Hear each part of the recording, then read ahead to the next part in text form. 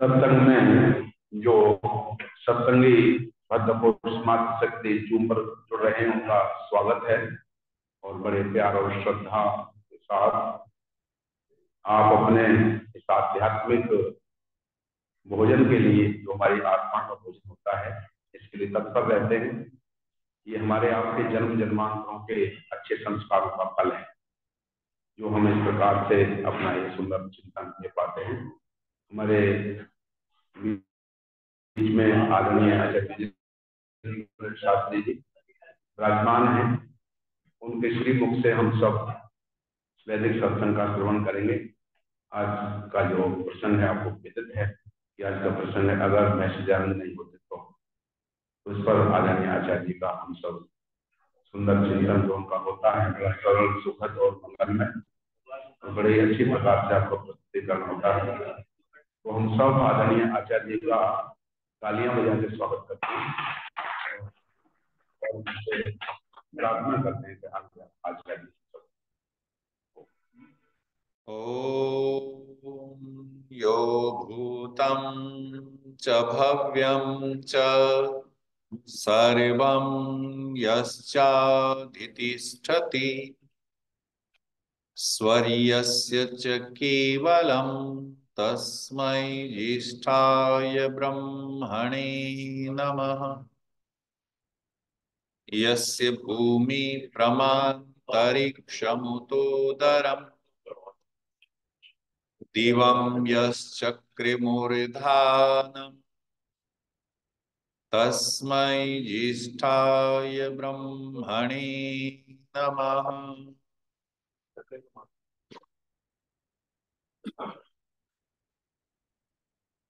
आदर और सम्मान के योग्य आर्य समाज के यशस्वी प्रधान श्रद्धेय अजय चौहान साहब,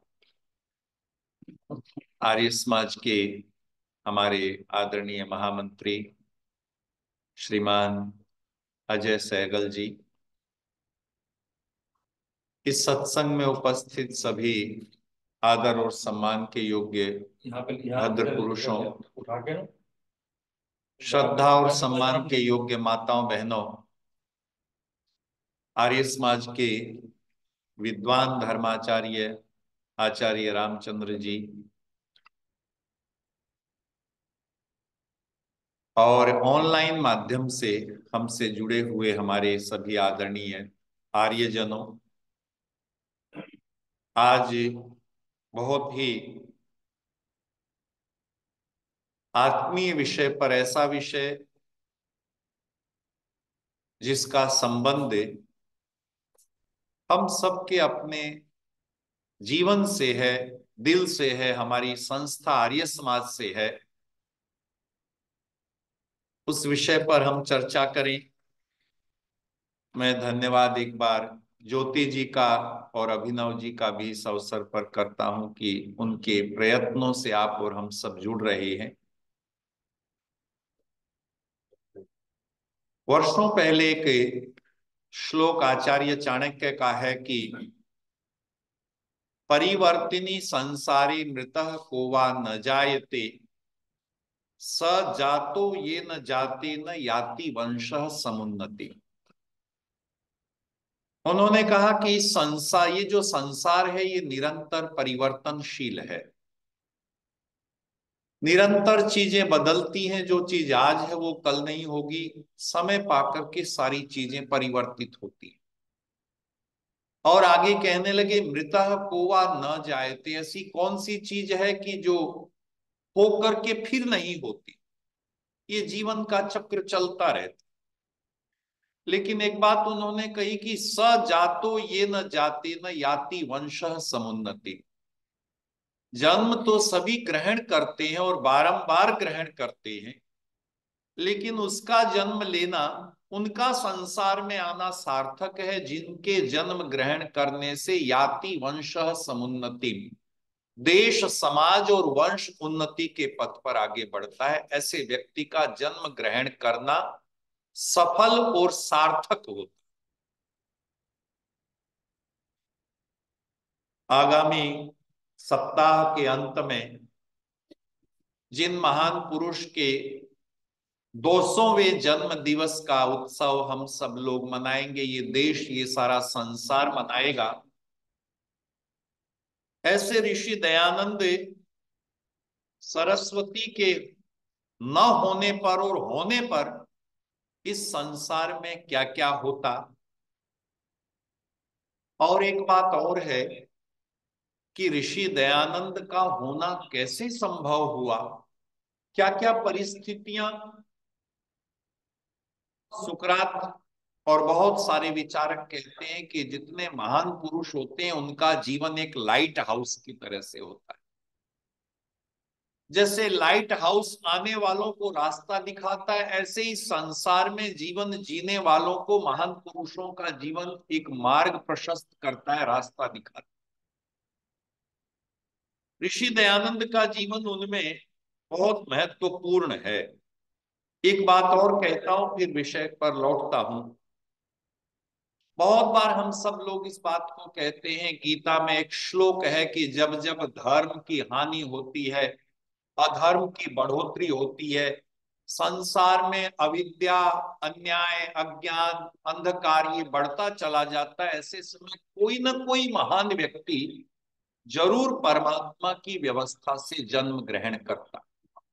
जैसे त्रेता युग में मर्यादा पुरुषोत्तम राम का जन्म हुआ,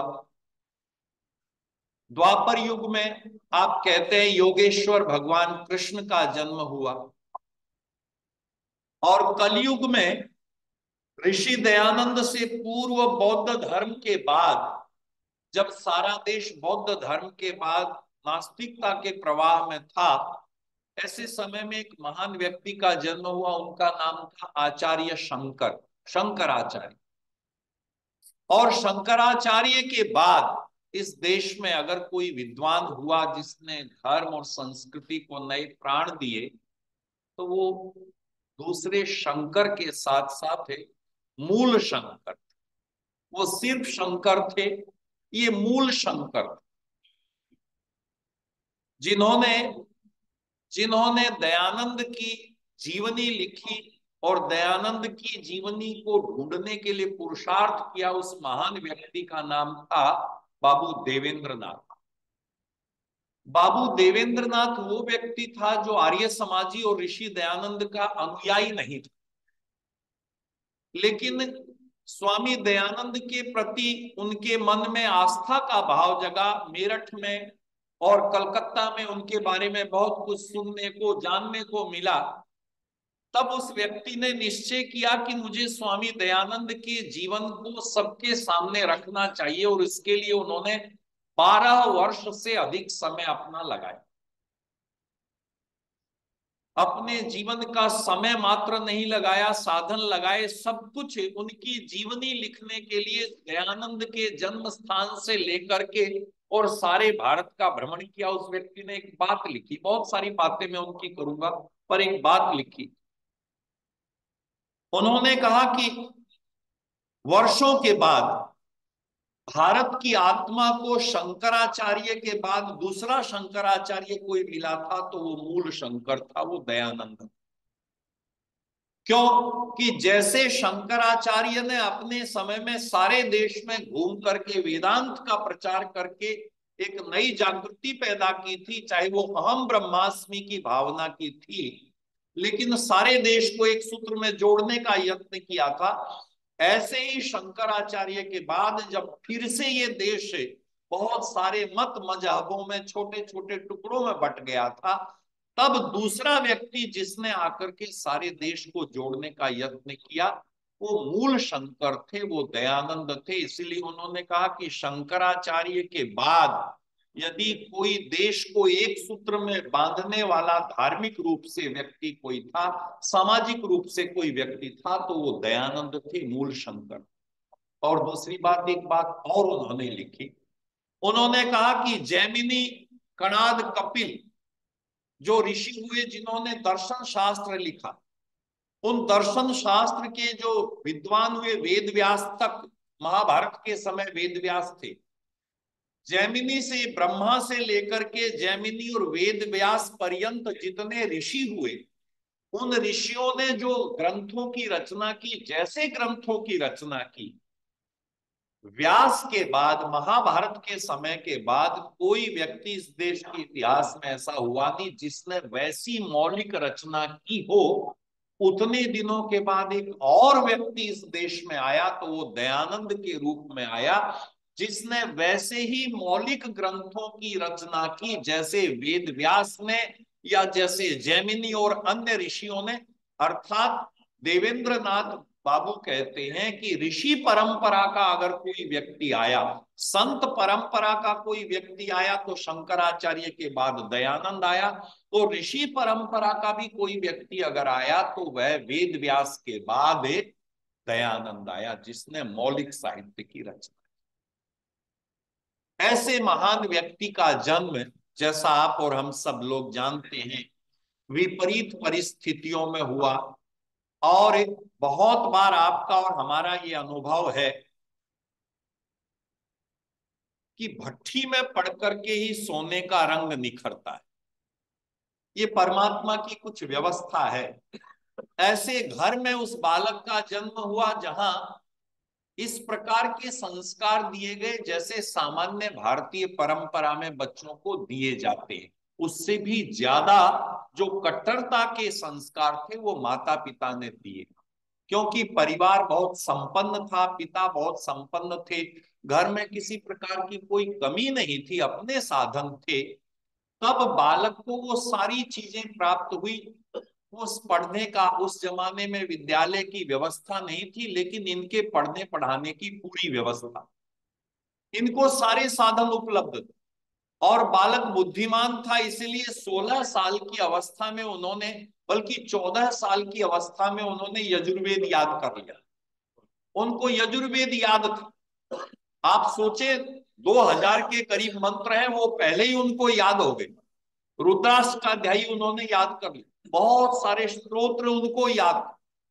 बहुत बढ़िया जीवन चल रहा था, सारी चीजें बहुत अच्छी चल रही थी कि वो घटना हो गई। क्योंकि आप घटना को जानते, इसलिए घटना पर नहीं विशेष रूप से जा रहा। वो घटना हो गई कि सारा परिवार शिवरात्रि पर शिव की आराधना के लिए उपस्थित हुआ। और आप एक बात विचार करके चलना, हम सबके जीवन में बहुत बार ऐसी घटनाएं होती हैं जो हमारी आंखें खोल देती, हम फिर आंख बंद कर लेते हैं। ये सामान्य मनुष्य का स्वभाव है। आप किसी के व्यवहार में देखें, किसी से मिले, बहुत बार जीवन में ऐसे अवसर आते हैं जब हमारी आंखें खुल जाती हैं, हमको लगता है कि ये तो बहुत ही ऐसा है, लेकिन अगले दिन फिर हम आंखें बंद कर लेते। लेकिन जो ऋषि परंपरा के लोग होते हैं वो आंखें बंद नहीं करते। तब बालक मूल शंकर ने वो सारा घटनाक्रम देखा, जैसा घटनाक्रम हम अनेक वर्षों से निरंतर देखते चले आ रहे हैं अब भी। लेकिन उस बालक मूल शंकर ने वो घटनाक्रम देखा, और जैसे उस घटनाक्रम को उन्होंने देखा, उनका वो संस्कार जागृत। योग दर्शन कहता है कि जन्म जन्मांतर के संस्कार ऐसे ही जागृत होते, ऐसे ही अवसर आते। जैसी भूमि, जो संस्कार हमारे भीतर हैं, वैसे ही प्राप्त भूमि, फिर से वैसी भूमि, वैसा अवसर जैसे ही प्राप्त होता है, वो संस्कार हमारे जाग जाते हैं। ऋषि दयानंद के जन्म जन्मांतर के वो संस्कार जागृत हुए, और इतनी दृढ़ता से उन्होंने वो पूजा की कि बाकी लोग सो गए और वो जागते रहे। और जब जागते रहे और घटनाक्रम देखा, तो पिताजी से कहा कि पिताजी मुझे घर जाना है, मुझे भूख लगी और मुझे घर जाना है। पिताजी ने कहा मैं पहले ही कहता था, पर अब रात का समय बैठे रहो। लेकिन नव युवक माने नहीं, उठ करके घर आ गए। 2:30 बजे का समय, रात्रि का 2:30 बजे का समय। माता ने कहा बेटा थोड़ा सा समय बाकी है, पिताजी नाराज होंगे, सो जाओ, सुबह उठ करके खा लेना। सुबह का तुमने उपवास किया हुआ है, रात के 2:30 बज गए हैं, तीसरा प्रहर चल रहा है, अब क्या बात है थोड़े से। पर माना नहीं, कहने लगा नहीं मुझे तो भोजन चाहिए, और भोजन करके ही माना फिर सो। ये जीवन की पहली घटना थी। आप विचार करना और ये भी विचार करना कि हमारे जीवन में भी ऐसी घटनाएं आती हैं जब वो सत्ता, वो परमात्मा की व्यवस्था हमारी भी आंखें खोलती। ऋषि दयानंद की बालक मूल शंकर के साथ ये घटना घटी, उनकी आंखें खुली, और आंखें खुली, दो घटनाएं और हो। कई बार ऐसा होता ना, अपने यहाँ है कि मेरे मन कुछ और है और विधिना के कुछ और। हम कुछ और सोचते रहते हैं और भगवान की रचना, ईश्वर की व्यवस्था कुछ और होती चली जाती। अनेक लोगों के साथ ऐसी घटनाएं, आप कुछ कल्पना का, आपने कुछ सोचा था लेकिन परिस्थितियां ऐसी बनी। अभी पिछले सप्ताह मेरे एक परिचित नवयुवक है, उनका फोन आया कि शास्त्री जी फला फला तारीख को समय चाहिए, काम की शुरुआत करनी। मैंने कहा 6 एक महीने पहले मुझे याद है आपने अपने ऑफिस की शुरुआत की थी और आपका नया स्टार्टअप था, नया प्रोग्राम आपने शुरू किया था, मुझे याद था, सारी चीजें मैंने कही। कहने लगे गुरुजी बात यह है कि जिस काम को हमने शुरू किया उस काम से तो हमारा काम चला नहीं, लेकिन वो काम चल करते हुए हमको एक और नया काम समझ में आ गया, और ऑनलाइन वो काम पिछले 1.5 महीने में इतना बढ़िया चल गया कि वो 6 महीने में नहीं चला और ये 1.5 ही महीने में बहुत बढ़िया चल निकला। अब उसके लिए हमको बड़ा ऑफिस लेने की जरूरत पड़ गई। यानी आपके लिए सारी की सारी व्यवस्थाएं आपके पुरुषार्थ, जन्म जन्मांतर के संस्कारों के हिसाब से चीजें बनने लगती हैं। ऋषि दयानंद के बालक मूल शंकर के जीवन में भी वो दो घटनाएं घटी कि पहले उनकी बहन का स्वर्गवास हो गया और दूसरा उनके चाचा जी का स्वर्ग। चाचा जी जिनसे उनका बहुत लगाव था, वो लिखते हैं अपनी जीवनी में। स्वामी दयानंद ने, आप जानते होंगे, स्वामी दयानंद ने अपनी जीवनी 2 बार बताई। एक बार तो लिखित बताई जो 16-17 पेज है, ज्यादा बड़ी नहीं, एक छोटी सी जीवनी, बहुत लोगों का आग्रह था उन्होंने लिखी। और दूसरा जब वो पुणे में आए तो पुणे में लोगों ने, गोविंद महादेव रानाडे वहां जज थे, उन लोगों ने बहुत आग्रह किया और लोगों ने आग्रह किया, तो उन्होंने अपनी जीवनी भाषण के रूप में भी 2-3 बार अपनी जीवनी पर उन्होंने प्रकाश डाला। वो ये कहते हैं कि मैं जब बहन का स्वर्गवास हुआ मेरी आंखों से आंसू नहीं निकले, परिवार में सब लोग नाराज हो गए, लेकिन चाचा जी क्योंकि मुझसे बहुत प्रेम करते थे, वो बीमार हुए, उन्होंने मुझे बुलाया और बुला करके मेरी आंखों, मुझे ही देखते रहे और मुझे देखते रहे और रोते रहे, मेरे सिर पे हाथ रखा, मैं इतना रोया, वो कहते मेरी आंखें सूज गई, मैं इतना रोया कि सारे घर के लोग परेशान हो। लोग समझते थे कि मैं किस लिए रो रहा हूं, लेकिन मैं समझता था कि मेरे भीतर एक भय उत्पन्न हो रहा, एक डर मेरे भीतर पैदा हो गया था कि जब ये दोनों लोग चले गए तो अब मुझे भी जाना। आप ये विचार करना, जीवन में हम में से कोई व्यक्ति ऐसा नहीं है जो इस बात को नहीं जानता कि संसार में हमेशा के लिए रहने कोई नहीं आए, कोई नहीं जानता। हम सबका अनुभव इस बात का है, हम सब जानते हैं कि हमेशा के लिए रहने कोई नहीं आए। बालक मूल शंकर, और बालक का मतलब 14-15 साल का नवयुवक, उनके सामने भी घटना घटी। वो लिखते हैं कि वो बहुत रोए और मन में निश्चय कर लिया कि मुझे इस बंधन से बाहर निकलना है। होते होते 17-18 साल की उम्र होने लगी, घर के लोग तैयारी करने लगे, सुनाई देने लगा कि विवाह करना चाहते हैं। कहते हैं मैंने अपने मित्रों से कहलवाया कि मैं तो अभी विवाह नहीं करना चाहता, मैं तो पढ़ना चाहता हूं, लेकिन नहीं माने। अपने गुरुजी से, माता पिता को कहलवाया कि उनसे कहो मैं काशी जाकर के शिक्षा प्राप्त करना चाहता हूं। उन्होंने कहा काशी इसलिए नहीं जाना चाहता था कि शिक्षा प्राप्त करनी है, इसलिए जाना चाहता था कि विवाह के बंधन से बच जाऊं, क्योंकि विवाह से डर लग रहा था, मुझे तो मृत्यु का भय सता रहा था। जब देखा कि घर के लोग बहुत जबरदस्ती कर रहे हैं, तो एक रात को अपने घर से निकल पड़े। जैसा आप और हम सब लोग जानते हैं, घर से नवयुवक निकल जाए, माता पिता को कितना कष्ट होगा, कितना अफसोस होगा, कितनी पीड़ा हुई होगी। घर से निकल गए, कई दिनों तक चलते रहे, साधुओं से मिले, अपने साधन, उन्होंने जो बढ़िया कपड़े पहने हुए थे, जो अंगूठियां पहनी हुई थी, सब कुछ दे दिया।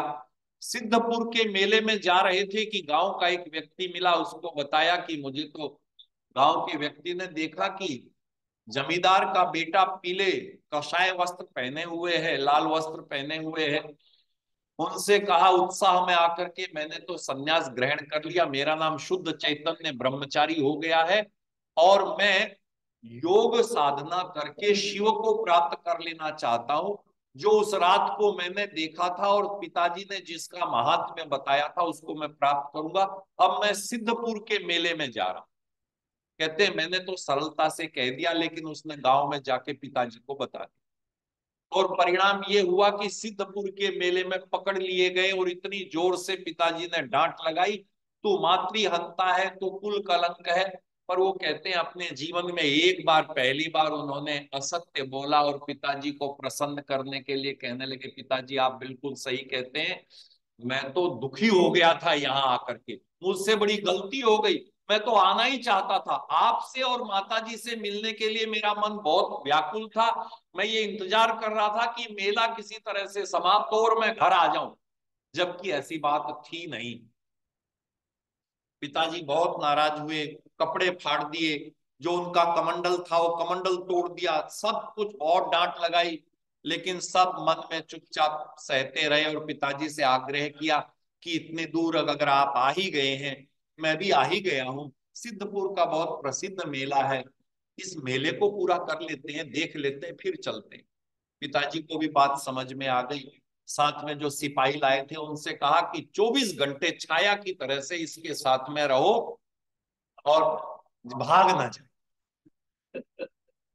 दयानंद ने अपनी जीवनी में लिखा कि 2 रात हो गई, मैं सारी रात जागता रहता, ये देखता रहता, सोने का अभिनय करता और ये देखता कि ये कहीं इनको झपकी तो नहीं आ रही, सो तो नहीं रहे, पर वो दोनों जागते रहे। आज तीसरी रात थी, आज तीसरी रात आ रही थी। मैंने भगवान से प्रार्थना की, शंकर से, जो जिसके लिए निकले थे, मैंने शिव शंकर से प्रार्थना की कि आज भी अगर नहीं निकल पाया, आज भी अगर ये नहीं सोए, आज भी अगर रह गया जागता, ये जागते रह गए और मैं आज भी नहीं निकल पाया, तो जीवन में फिर तो लक्ष्य प्राप्त नहीं हो पाएगा। पर कहते हैं रात्रि का तीसरा पहर जैसे ही आया, 2:30 बजे के करीब, वो बैठे बैठे सोने लगे। मैंने आपसे एक बात कही है, विचार करके देखना, जब परिस्थितियां बननी होती हैं, सारी चीजें दूर दूर की, इधर की उधर की, अनुकूल में भी और प्रतिकूल में, एक बीमारी में व्यक्ति छोटी सी बीमारी लेके हॉस्पिटल जाता है, एक हो जाती है, दो हो जाती है, तीन हो जाती है, चार हो जाती है, सब हो जाती है, और अनेक बीमारियों के साथ जाता है, एक ठीक हुई, दो ठीक हुई, तीन ठीक हुई, सारी ठीक हो। एक व्यक्ति जिसने संख्या खाया, दर्शनानंद जी महाराज के जीवन उन्होंने लिखा है, एक व्यक्ति ने, व्यापारी ने दुख से परेशान होकर के संख्या खा लिया, जहर खा लिया, और कहाँ खा लिया, अपने घी के गोडाउन में खा लिया, और गोडाउन में संख्या खा करके जब उसका जहर का असर हुआ तो वो जो घी के टीन रखे हुए थे उन टीनों पर ऐसे गिरे और उनके दबाव से टीनों के साथ ही जमीन पर गिर गए, और परेशानी शरीर में थी कि अपंग थे, अपाहिज थे, व्यापार नहीं चला, शरीर से अपाहिज थे, संख्या खा लिया, गिर गए अपने गोडाउन में। और जब गिरे, देखो कैसी परिस्थितियां बनती हैं, जब गिरे तो वो जो टीन थे वो दबाव से नीचे गिरे और एक टीन फूट गया, गाय का घी था, ये गिरे, इनके मुंह पर वो घी टीन से गिरने लगा, गिरता रहा, इनके पेट में चला गया। परिस्थितियां देखिए, वो घी चला गया, सारे परिवार के लोगों ने इधर उधर ढूंढा, सब तरफ ढूंढा, सारी तरफ ढूंढ लिया, नहीं मिले। अंत में ख्याल आया कि गोडाउन को तो देख लो। गोडाउन में जाकर के देखा तो ये बेहोश पड़े थे, ले गए डॉक्टर के पास। कमाल की बात ये हो गई कि इनका लकवा भी ठीक। वैद्य से पूछा कि ये क्या हुआ, कहने लगे जो संख्या है वो जहर है, लेकिन उस जहर के ऊपर जो गाय का घी इनके शरीर में गया तो गाय के घी ने जहर को मार दिया, और वो जहर जो है दवाई का काम करने लगा, और जो शरीर में है उनके पैरालिसिस हो गया था, जो लकवा हो गया था वो लकवा ठीक हो गया, बिल्कुल ठीक हो गया। तो कई बार आप कहते हैं कि जो विपरीत चीजें होती हैं वो भी अनुकूल होती चली जाती हैं। रात को 2:30 बजे जब वो सब लोग सो गए तो लोटा उठाया और उल्टे चलते हुए, उन्होंने लिखा कि उल्टा चल करके निकला कि अगर, हाँ, अगर वो जाग जाए तो उनसे कहूंगा कि वॉशरूम या जो भी है वहां जा रहा हूं, शुद्ध होने के लिए जा रहा हूं। और फिर उन्होंने कहा कि लगभग 100 मीटर दूर जाने के बाद में उस लोटे को रख के मैं इतनी तेजी से भागा कि उनमें से अगर कोई पकड़ना भी चाहता तो मुझे पकड़ नहीं सकता। और भाग करके, मुख्य मुख्य बातें आप जानते हैं कि भाग करके उस पेड़ के ऊपर छुप गए और 12 से 15 घंटे तक पेड़ की टहनी पर बैठे रहे। जी हाँ, 18 साल, 18 साल का नवयुवक सारे दिन रात्रि को भाग करके उस मंदिर के ऊपर, पेड़ में के ऊपर बैठा था। न उसको वॉशरूम जाने की जरूरत पड़ी, न उसको और भी किसी जरूरत, न भूखा प्यासा। आप सोच करके देखो, सारी चीजें, सब कुछ उस व्यक्ति ने एक इच्छा के लिए सही, इतनी तीव्र इच्छा जिसमें हो, आप कल्पना करके देखो, इतनी तीव्र इच्छा। हमको सामान्य सी बात लगती है, हमारी माताएं बहनें व्रत करती हैं, अभी थोड़ा जूस आ जाए तो अच्छा है, अभी थोड़ा फ्रूट्स खा ले तो अच्छा, जरूरी भी ऐसा नहीं, मैं नहीं कहता कि भूखे ही मर जाए, फ्रूट्स खा ले तो अच्छा है, और भी दूसरी दूसरी चीजें हम सब लेते रहते हैं। लेकिन हमारे ऋषि दयानंद ने जो व्रत किया, आप कल्पना करके देखो, बालक मूल शंकर ने कैसा व्रत किया कि 15 घंटे तक उस पेड़ के ऊपर बैठे रहे, न पानी पिया, न कहीं गए, न कहीं आए, बस एक ही इच्छा थी कि शिव के दर्शन, एक ही इच्छा थी कि सच्चे शिव के दर्शन करो। आगे कहते हैं कि सायंकाल हुआ तो उतरे। अब नियम बना लिया कि सारे दिन बैठे रहते और सारी रात चलते। इसीलिए दिन में नहीं चलते कि कोई मिल जाएगा, पकड़े जाएंगे। तो होते होते अपने घर से अहमदाबाद जब तक नहीं पहुंचे तब तक रात को चलते थे और दिन को किसी मंदिर में कहीं बैठ जाते जहां भोजन का व्यवस्था हो जाती। सारे देश का भ्रमण किया, किस व्यक्ति के पास नहीं गए जिसके बारे में भी सुना कि वो थोड़ा योग को जानता है, उसको कोई सिद्धि प्राप्त है, उसको कुछ जानकारी है।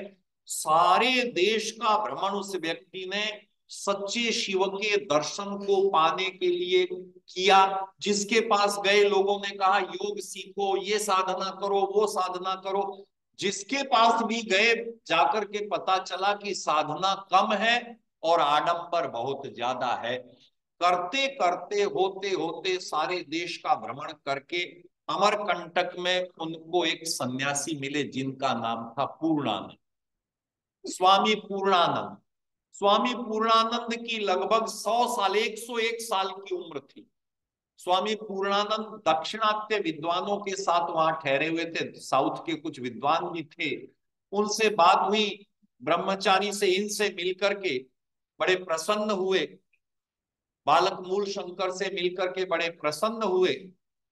इन्होंने अपनी समस्या रखी कि ये सोच करके घर से निकला हूं। पूर्णानंद ने कहा, बेटा देखो, मेरी तो उम्र बड़ी हो गई, मेरी तो अवस्था बड़ी हो गई, लेकिन मेरा एक शिष्य मथुरा में रहता है, वो विद्वान है, तुम उसके पास जाओ, वहां जाकर के तुम्हारी इच्छा पूर्ण होगी। और एक बात और स्वामी पूर्णानंद ने कही, दूसरी बात ये कि तुम ब्रह्मचारी के वेश में कब तक अपने जीवन का गुजारा करोगे, तुम सन्यास ग्रहण करो, क्योंकि समाज में सन्यासी का एक सम्मान है, सत्कार है। सन्यास ले लोगे तुमको भोजन आच्छादन की समस्या समाप्त हो जाएगी। उन्होंने सन्यास प्रदान किया, स्वामी दयानंद नाम मिला और वहां से चल करके सीधे मथुरा आ गए। और मथुरा आकर के, जैसा आप और हम जानते हैं, उस दिन आकर के गुरु जी की कुटिया की जो संकल थी वो संकल खटखटाई। गुरुजी ने पूछा कौन, की महाराज यही तो जानना चाहता हूं कि मैं कौन हूं। आर्य पुरुषों, उस दिन जो गुरुजी ने अपनी कुटिया का दरवाजा खोला, वो कुटिया का दरवाजा नहीं खोला, गहराई से सोचना, इस देश के भाग्य का दरवाजा, भारत के भाग्य का दरवाजा खुला। मूल शंकर उस कुटिया में पहुंचे, दयानंद उस कुटिया में पहुंचे। और नियम में बहुत बार कहता हूं, मैं एक अध्यापक हूं, बहुत गहराई से विचार करने वाली बात है। हम सब लोग अभिभावक भी हैं। गुरुजी ने पढ़ाना स्वीकार नहीं किया ऐसे। उस जमाने में भी सबसे पहले कहने लगे क्या क्या पढ़ा, कि ये पढ़ा, कि ये तो ठीक नहीं है। क्या क्या तुम्हारे पास है, कि ये किताब हमारे पास, कि जाओ इसको जमुना में प्रवाह कर, और जो कुछ भी पढ़ा हुआ वो सब अनपढ़ा कर दो। क्योंकि जब तक खराब चीज आपके पास है तब तक उसमें, जब तक जहर है तब तक अमृत नहीं आ सकता। और उसके बाद भी पढ़ाना स्वीकार नहीं किया। उसके बाद भी कहा कि मैं फ्री नहीं पढ़ाता हूं, मेरे पास भोजन आच्छादन की व्यवस्था नहीं, रहने का प्रबंध भी नहीं है, तुम अपनी व्यवस्था जानो, अपनी व्यवस्था करो। दयानंद ने सारी बातें स्वीकार की। और आप कभी मथुरा गए हो, अब तो बहुत दूर चली गई जमुना, उस समय भी 1 कोस यानी लगभग 3 किलोमीटर जमुना थी। और उन्होंने अपनी जीवनी में लिखा है कि क्योंकि सारे शहर का गंदा आकर के जमुना में गिरता था, तो गुरु जी के पीने का पानी लेने के लिए एक हाथ में मटके को लेता और एक हाथ से तैरता हुआ जमुना के बीच में जाता था। बीच धार में पहुंचता, वहां से पानी लेकर के गुरु जी के लिए आते, और दूसरा काम स्वीकार किया, गुरु जी की कुटिया में झाड़ू लगाते। थोड़े दिनों पहले हमारे प्रधानमंत्री जी ने कहा कि राम मंदिर की स्थापना हो, उसका उद्घाटन हो, उससे पहले पूरे देश में हम सब लोगों को क्या करना चाहिए?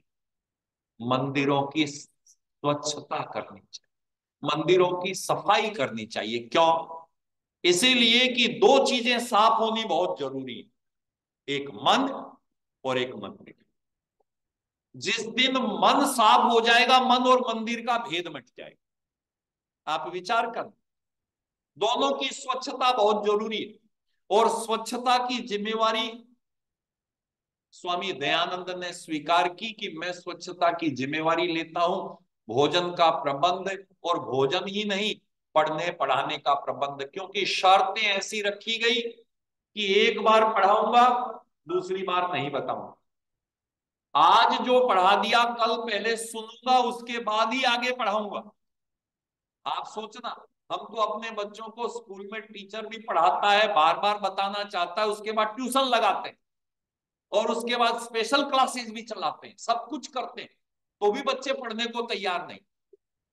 और एक स्वामी दयानंद अपने गुरु विरजानंद के बाद पास 1860 में पहुंचे, 1816, और 1863 में 63 में अपनी पूर्ण विद्या प्राप्त कर। इस दौरान किसी ने, मथुरा के किसी व्यक्ति ने उनके लिए तेल का प्रबंध किया। 8 आने 4 आने जो भी लगते थे, महीने भर की रात्रि को बैठ करके पढ़ते थे, दिए में बैठ करके पढ़ते थे। किसी ने उसका प्रबंध किया, किसी ने वस्त्र दिए।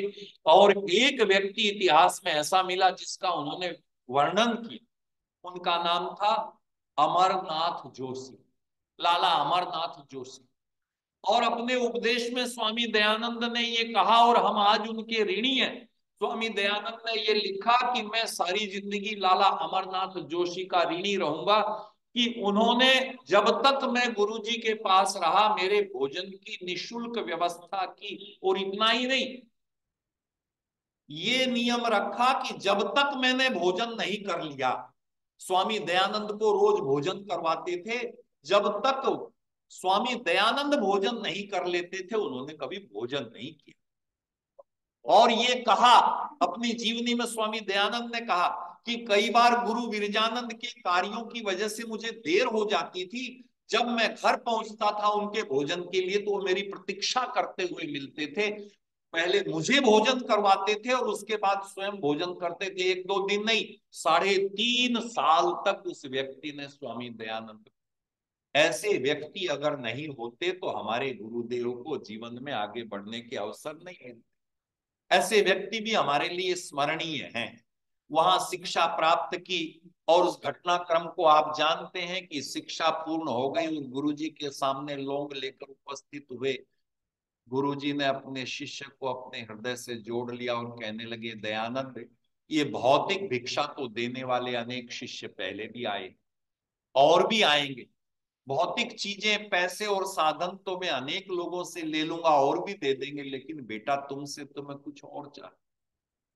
दयानंद बड़े सकुचाते हुए हाथ जोड़ करके कहने लगे, गुरुदेव मेरे पास तो कुछ है नहीं, मैं तो अकिंचन ब्रह्मचारी हूं, सब कुछ छोड़ दिया, मेरे पास तो कुछ है नहीं।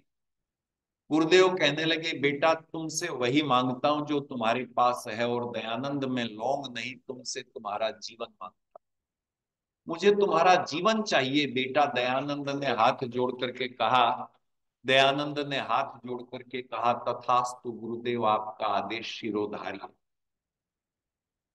आदेश कीजिए। आर्य समाज के लोगों ने तो स्वामी दयानंद की जीवनी लिखी, लेकिन आचार्य चतुरसेन हिंदी साहित्य के एक विद्वान, वो निष्पक्ष व्यक्ति, वो आर्य समाजी नहीं, उन्होंने भी स्वामी दयानंद की जीवनी लिखी। और स्वामी दयानंद की जीवनी के इस प्रसंग का वर्णन करते हुए ये कहते हैं कि स्वामी दयानंद ने जिस समय गुरु जी के सामने हाथ जोड़े, वो स्वयं इस बात को लेकर के अनिश्चित थे कि इसके बाद वो कहाँ जाएंगे और क्या करेंगे। लेकिन गुरु जी ने उन्हें रोका और रोक करके कहा कि बेटा मुझे तुम्हारा जीवन चाहिए। और देखो, दयानंद वेद की शिक्षा को जमाने ने भुला दी। इस देश ने वेद की परंपराओं को, ऋषियों की परंपराओं को भुला दिया है। मैं चाहता हूं तुम ऋषियों की उस परंपरा को देश में फिर से जीवित और जागृत करो, इसके लिए मुझे तुम्हारा जीवन चाहिए। दयानंद ने हाथ जोड़ करके गुरु के सामने प्रतिज्ञा की और गुरु के घर से निकल पड़े और जाकर के आगरा में 4 वर्ष तक, लगभग 4 वर्ष तक आगरा में रहे। 4 वर्ष तक आगरा में इसीलिए रहे कि अब तक यही नहीं पता था कि करना क्या, और इतना बड़ा कार्य कैसे करें। एक नवयुवक जिसकी उम्र आप ये सोचिए कि 35-36 साल की उम्र है, उसके सामने गुरुजी ने इतना बड़ा लक्ष्य रख दिया कि तुमको वेदों को स्थापित करना है, सत्य ईश्वर के स्वरूप को जनता के सामने रखना है, ऋषियों की परंपरा को रखना है, कैसे करे।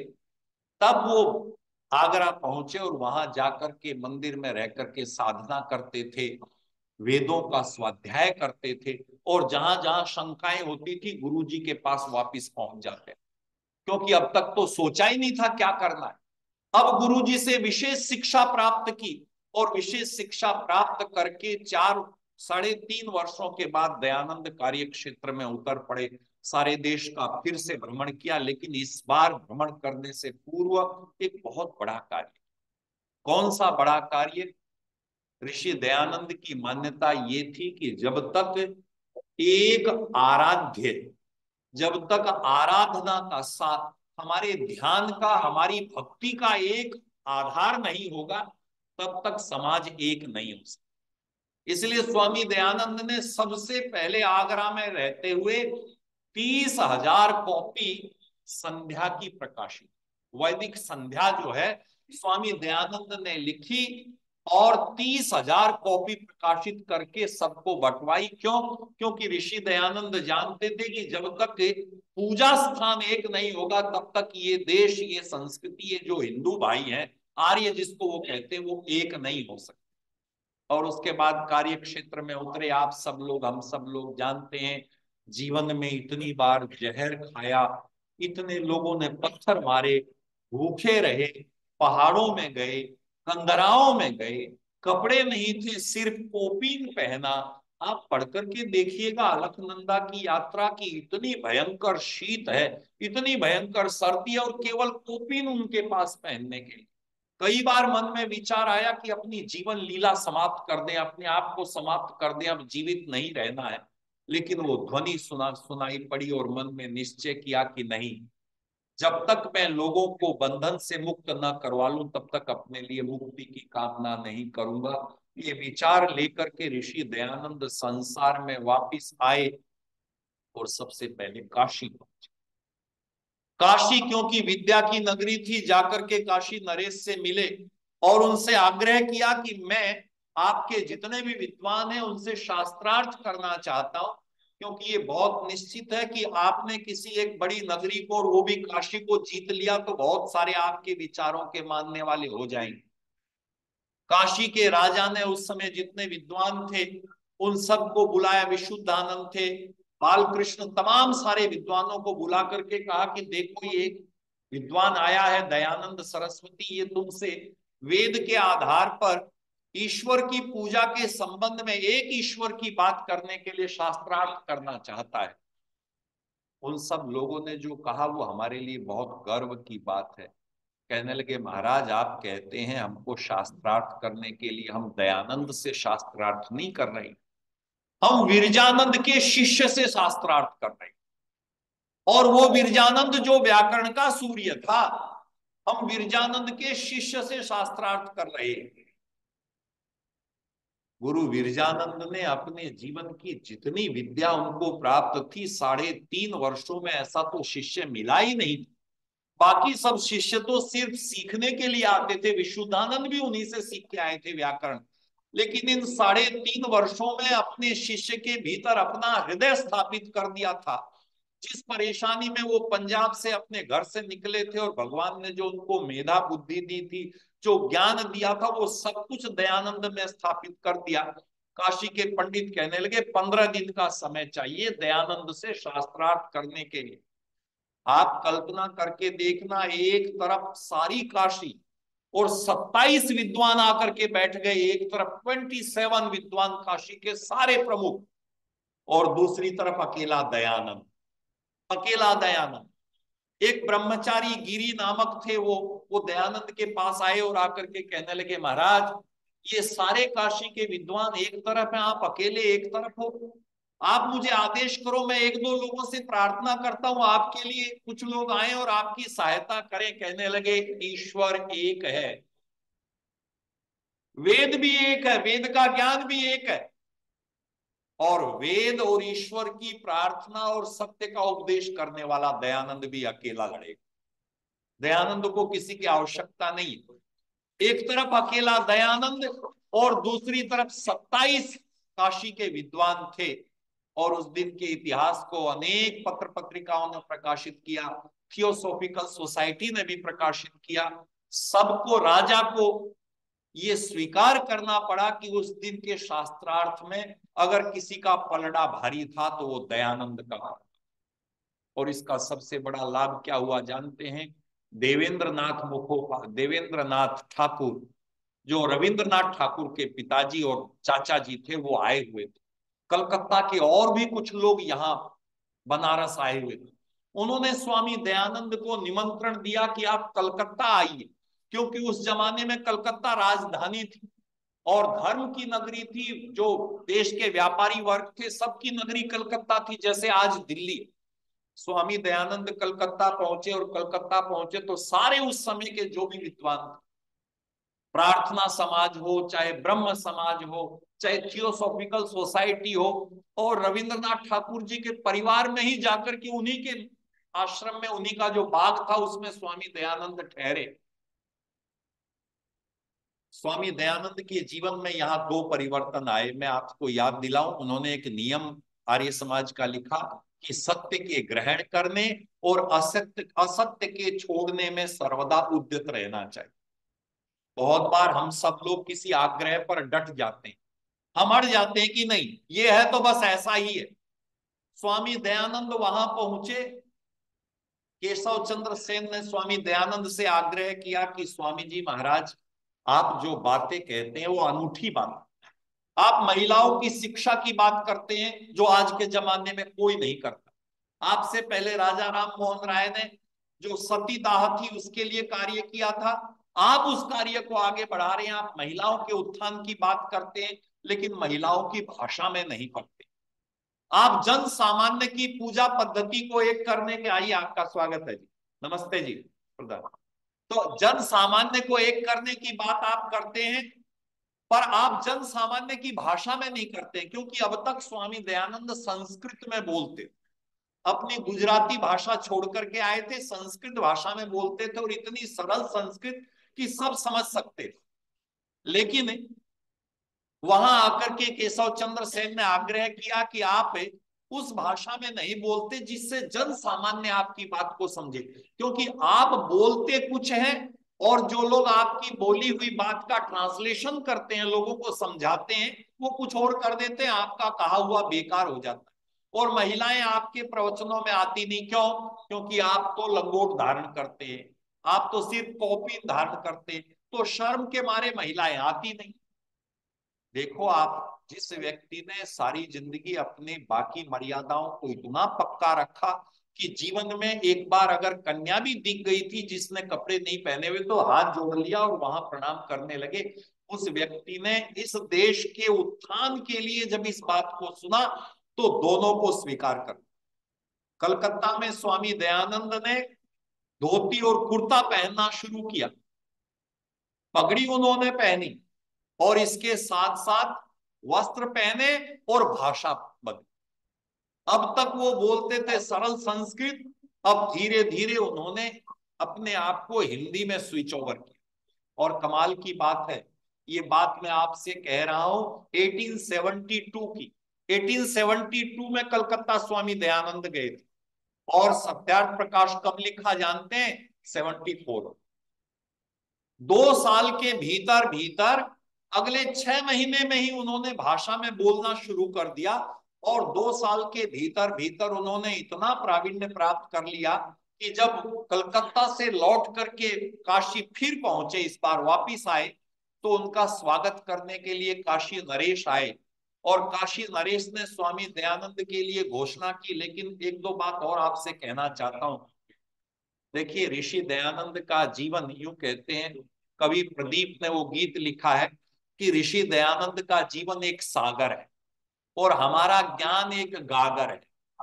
उस सागर को गागर में भरना बहुत मुश्किल है। एक व्यक्ति जिसने अपने जीवन में 17 बार जहर पिया हो, जिसने ऋषियों की परंपरा को फिर से स्थापित कर दिया हो, जिसने अपने माता पिता के भरे पूरे घर को छोड़ करके जन सामान्य के लिए जीवन में मिले हुए सारे साधनों को ठोकर मार दी हो, जो सारी जिंदगी सिर्फ एक लक्ष्य के लिए लगा रहा हो कि किसी तरह से ऋषियों की जो परंपरा थी उसकी स्थापना हो जाए, किसी तरह से ये समाज उन्नत हो जाए, किसी तरह से ये समाज एक हो जाए। दिल्ली में वो महासम्मेलन हुआ 1877 में, जॉर्ज, वहां जो महिला थी अंग्रेजों की साम्राज्य, उनकी ताजपोशी का दिन था, सारे यहाँ विद्वान इकट्ठे हुए थे, सर सैयद अहमद, सब लोगों से चर्चा की एक कि सारे मिलकर के निश्चय करो, इस देश में एक ईश्वर, एक धर्म ग्रंथ अगर हो जाएगा तो देश का बहुत कल्याण। सारी जिंदगी अपना जीवन जिस व्यक्ति ने वेदों के लिए, इस समाज के लिए लगा दिया, देश ने, समाज ने उसको क्या दिया? आप कल्पना करके देखो, देश और समाज ने उसको क्या दिया? देश और समाज ने उसको जहर के प्याले दिए। और होते होते 83 का सितंबर का वो समय आ गया जब जोधपुर में स्वामी दयानंद थे, और राजा ने इस आग्रह से बुलाया था कि मैं आपसे मनुस्मृति पढ़ूंगा, मैं आपसे दर्शन पढ़ूंगा। पढ़ते पढ़ते स्वामी जी ने वहां देखा कि राजा का आचरण ठीक नहीं है। स्वामी जी का नियम था, वो टोक देते थे। स्वामी जी का नहीं, उनके गुरु जी का भी नियम था। गुरु वीरजानंद अलवर के राजा को पढ़ाते थे, राजा उनके शिष्य थे। वीरजानंद ने शर्त रखी थी, रोज पढ़ोगे, प्रतिदिन आओगे तो पढ़ाऊंगा, एक दिन भी नहीं आए तो तुम्हारे पास आऊंगा नहीं। और ऐसी ही घटना हो गई थी, एक दिन राजा नहीं आए, खबर नहीं भेजी, गुरु वीरजानंद उठे और अलवर से उठ करके मथुरा जाकर के बैठ गए थे। ऐसे ऋषि दयानंद ने जो फटकार लगाई, सारा षड्यंत्र चला, उनको कांच दिया गया, और कांच का अर्थ होता है फिर से शंखिया, जिसको हिंदी में हम शीशा कहते हैं। वो शीशा कांच नहीं है, वो शंखिया है, वो जहर था, वो जहर दे दिया गया। और उस ऋषि को देखो कि जिसने जहर दिया, रात को उनको पता चल गया 2-2:30 बजे, उनकी आंतों में दर्द हुआ, उल्टी आने को हुई, भयंकर पीड़ा हुई। सेवक को जगाया जिसने भोजन, वो 1 लीटर दूध पीते थे सिर्फ मिश्री डाल करके, उसको बुला करके कहा कि तूने बहुत गलत कार्य कर। जगन्नाथ कुछ लोग उसको कहते हैं, कुछ लोग उसका नाम घौड़ मिश्र कहते हैं, कि जगन्नाथ तू नहीं जानता तूने कितना गलत कार्य किया है, पर कोई बात नहीं, लोग तुझे कष्ट देंगे। उस व्यक्ति ने उसको भी साधन दिए, उसको भी पैसे दिए कि तू यहां से चला जा। अगला 1 वर्ष ऋषि दयानंद के लिए भयंकर कष्टों का रहा।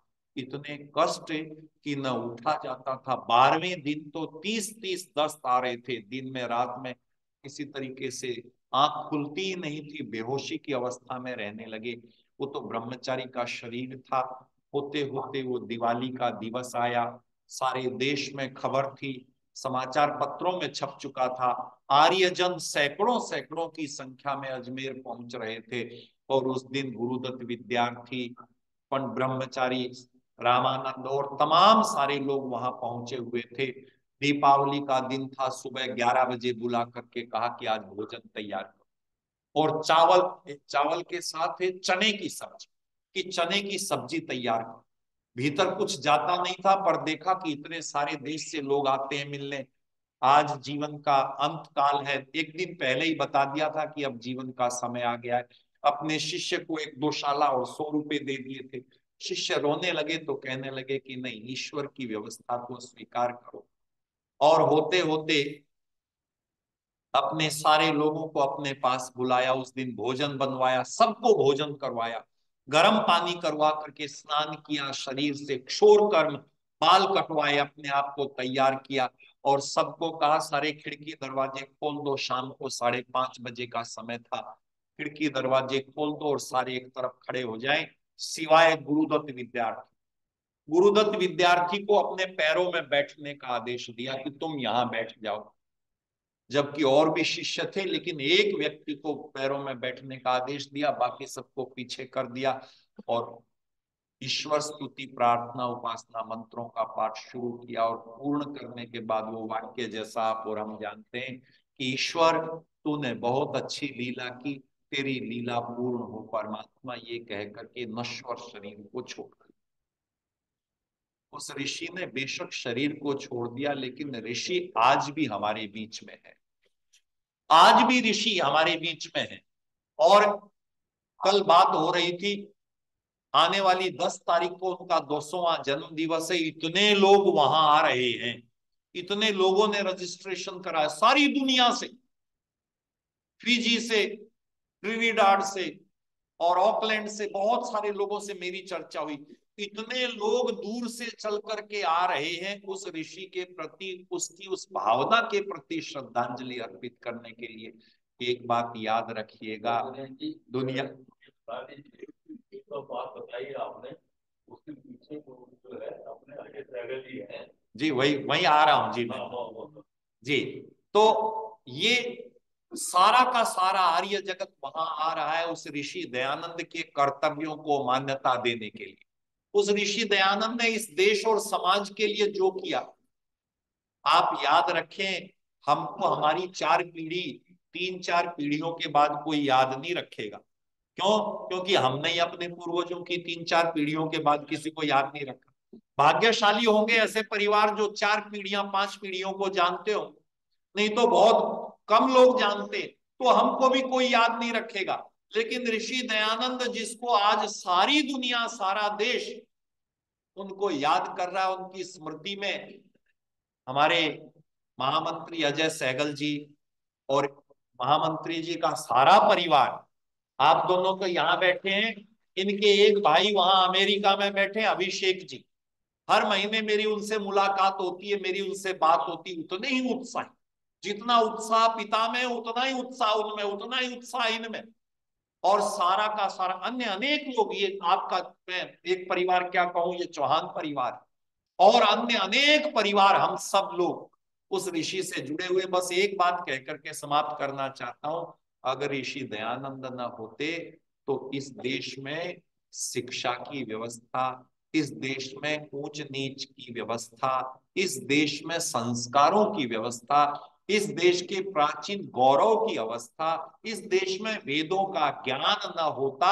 और अगर वेदों का ज्ञान, संस्कार, पूर्वजों की परंपराएं न होती तो ये भारत आज ईसा और मूसा की सेना में शामिल हो चुका होता, हम आप ऐसे ना बैठे होते। इसलिए हम भाग्यशाली हैं कि उस ऋषि ने हमारे लिए बलिदान किया। बोलो महर्षि दयानंद की। बहुत बढ़िया, बहुत जाएगी आपकी टीम। लेकिन जो सब्जेक्ट में आपने लास्ट एक सेंटेंस में लिखा ना, मैं चाहता हूँ कि एक और हो जी पूरा वो जो आपने क्या जी जी आइए क्या नहीं होता। जी जी वो मुझे चाहिए। जी बहुत अच्छा तो आप देखते हैं कि वाले का इस्तेमाल करते हैं। जी बिल्कुल अभी मैं वेट कर रहा था कि वो चीजें आएगी तो आपने एक सेंटेंस में क्या क्या जी जी और जो लोग जानते हैं तो पता चला कि वो बार-बार ठीक बात है, एक बार फिर चर्चा करेंगे। अभी मैं अगले में तो मैं वहां जा रहा हूँ कंटिन्यू, हाँ वहां से आने के बाद फिर हम चलेंगे। वो यही है कि उन्होंने क्या किया। जी जी ठीक बात, धन्यवाद। आदरणीय हमारे प्रधान जी स्वाध्यायशील जो है आर्य हैं और बड़ा ही अच्छा आदरणीय आचार्य जी ने हमें ऋषि के जीवन से अवगत कराया है। इतिहास बताता है उस दिन काशी की हार हुई और ऋषि राजा की चारों दिशा में जय जयकार हुई। जब इतिहास में जो आता है ना बता रहे थे ऋषि की विजय हुई थी और काशी हारी। तो इस प्रकार का आज चिंतन पूज्य आचार्य जी ने दिया, ऋषि के जीवन से हमको अवगत कराया और ऋषि का जीवन लाइट प्रकाश देता है। उससे हम संस्कृति सभ्यता की शिक्षा ले सकते हैं, वेदों के प्रति अपनी श्रद्धा प्रकट कर सकते हैं। आचार्य जी का आज समाज की तरफ से बहुत आभार प्रकट करते हैं। उन्होंने हमें बहुत ही उत्तम विधि और सरलता के द्वारा अपने पावन उपदेश से अवगत कराया। आचार्य जी आपका बहुत बहुत धन्यवाद। हमारे बीच में ज्योति चौहान जी का जन्मोत्सव 28 जनवरी को रहा। हमारी आदरणीय इंदु चौहान बहन जी हैं जिनका की स्वाध्याय चिंतन हम सबके लिए प्रेरणादायक होता है। आज उनकी जो पोती हैं और पूना से हैं और उनका जन्म दिवस रहा 28 को। और उसके पश्चात श्रीमती शारदा ओरा जी, इनका जन्म दिवस 31 जनवरी को रहा और ये डिफेंस कॉलोनी से। तो हम इनके लिए सुखद सफल 27 की कामना कर रहे हैं वेद के पावन मंत्रों के द्वारा। जैसे कि हमारी आश्रम डिफेंस कॉलोनी की ये पावन व्यवस्था है कि हम वेद के मंत्रों के द्वारा उनकी अच्छी हेल्थ के लिए और अच्छी लॉन्ग लाइफ के लिए और जीवन के प्रति जो स्पिरिचुअलिटी आध्यात्मिकता है उसकी समृद्धि के लिए हम उनके लिए आशीर्वाद दे रहे हैं। तो आइए वेद मंत्रों से उनके लिए आशीर्वाद देते हैं। ओम स्वस्ति न इंद्रो वृद्धश्रवाः स्वस्ति न पूषा विश्ववेदाः स्वस्ति नस्तारक्षयो अरिष्टनेमि स्वस्ति नो बृहस्पतिर्दधातु। ओम उत्तिष्ठ ब्रह्मणस्पते देवानयस्य नमो नमः। आयु प्राणं प्रजां पशुं कीर्तिं यजमानं च वर्धय। ओम स्वस्ति पन्थानुचरेम सूर्या चन्द्रमसा देवा पुनर्ददता पुंसाज्ञानता संगमे मयि। ओम तच्चक्षुदेवहितं पुरस्तात् शुभ्रं चरत पश्येम शरदाशतम् जीवेम शरदाशतम् तृणयाम शरदाशतम् प्रप्रवाम शरदाशतमधीनाद्याम् शरदाशतम् भूयश्च शरदाशताम्। ओम स्वस्ति ओम स्वस्ति ओम स्वस्ति।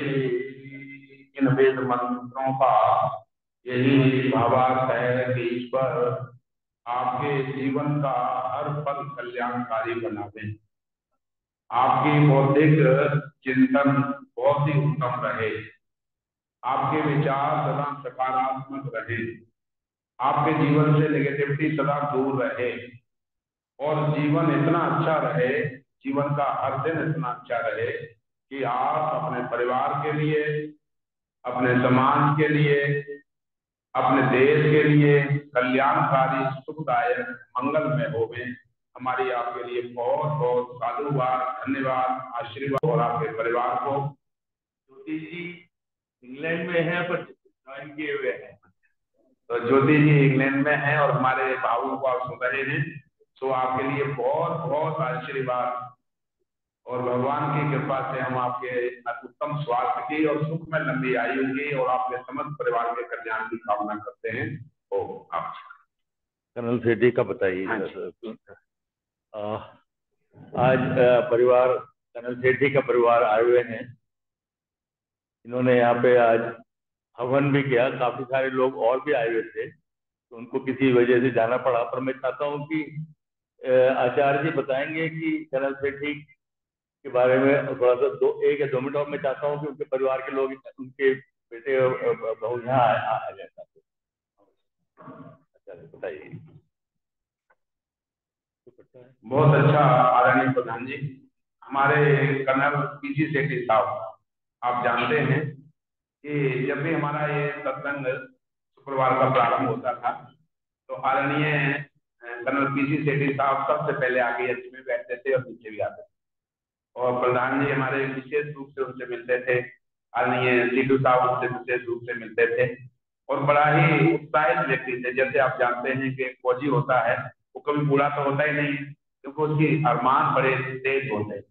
तो वो बड़े पुरुषार्थी पुरुष थे, कर्मयोगी पुरुष थे और डिफेंस कॉलोनी के प्रत्येक व्यक्ति से जब भी रास्ते में कभी मिलते थे तो बड़े आशा के साथ मिलते थे और बड़े आशीर्वाद के साथ मिलते थे।